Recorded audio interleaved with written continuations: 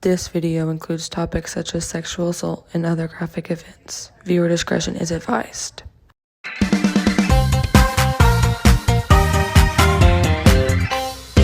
Good evening. Thank you for watching Wilson Point News. I'm reporter Presley Mixon. And I'm reporter Emily Wilson. Today's date is November 2nd, 1861.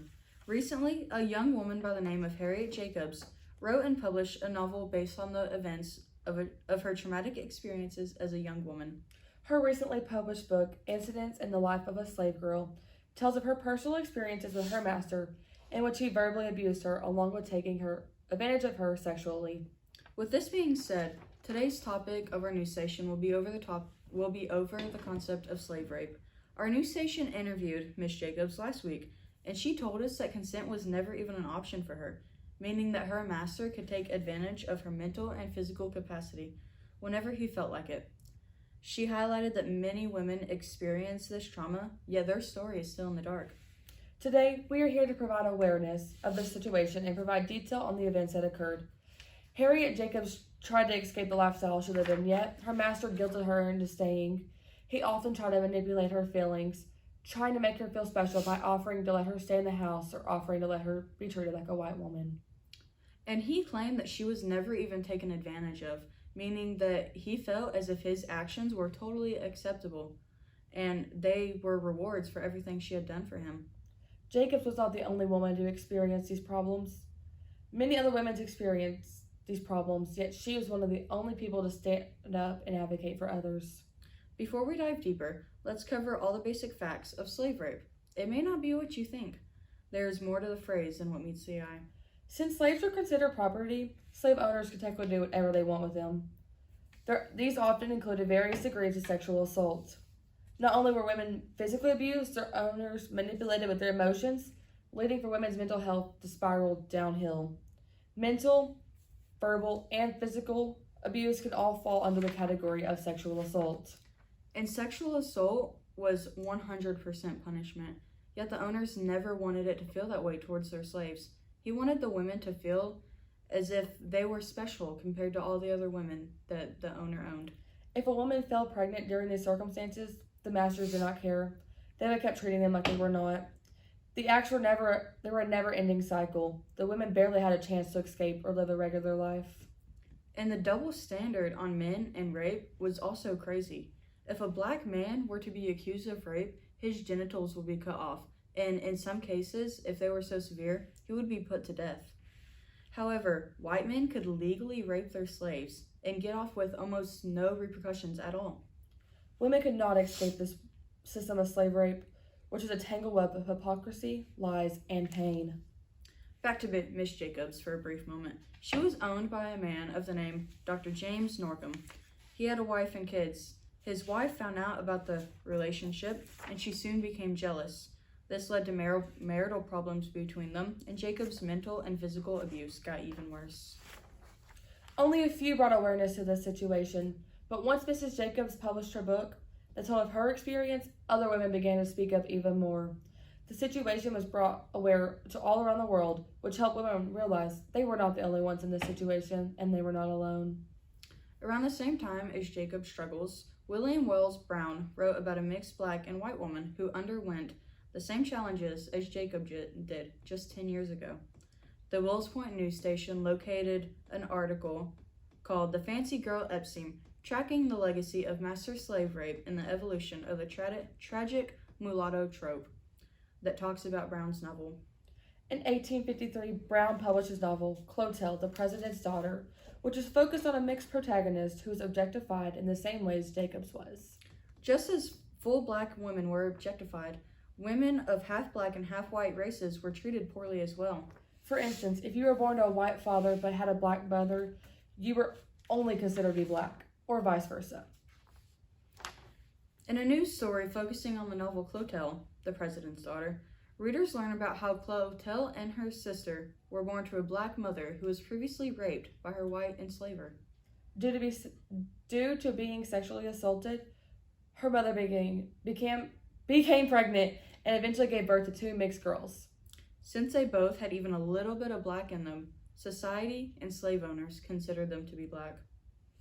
Just like Clotel's mother, if a black woman became pregnant after being sexually assaulted, according to the status of the mother laws, the children were automatically the slave owner's property. The mother had no advocacy for her child. With that being said, if the father was not the slave's master, and for instance, another slave, the custody of the children still went to the master. The owners figured that their acts were completely acceptable, and they therefore ignored the laws of consent and even human rights. Slave masters soon started using rape as a marketing strategy. Slave masters would purposely rape their mature slaves to get them pregnant. If their pregnancy was carried to full term, they would give birth, and then their children would immediately become property of the slave master or immediately sold. They did this so they could always have an abundant supply of slaves, and they could use them for labor when they grow up and sell them off anytime they needed. The South even had a market like events that were solely just to sell women to be used for sexual purposes only. It was a never-ending cycle of being breeded. In the novel by Brown, he described Clotel's relationship with her master as a romantic relationship, but this cannot be true because back then slaves had no legal power to give consent.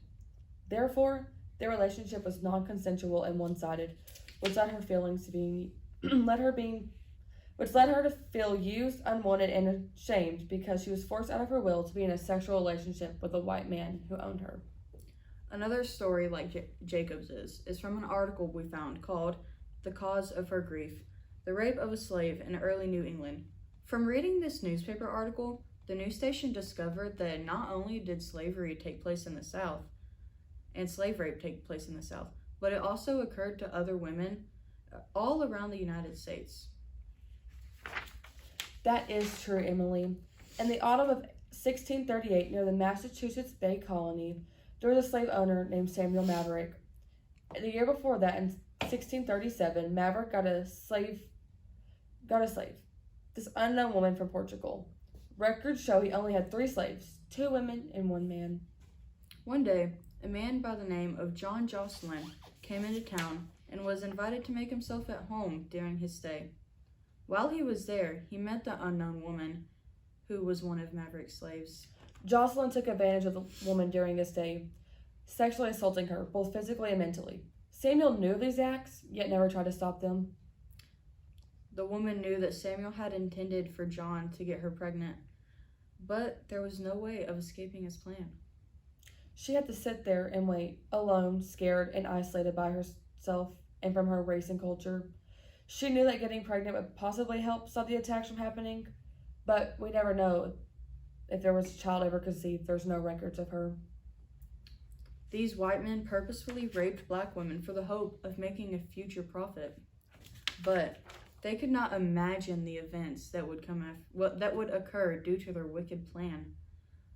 The woman soon escaped, even without a trace, and once Jocelyn finally left on his voyage, he never wrote or spoke a word about the mystery slave ever again.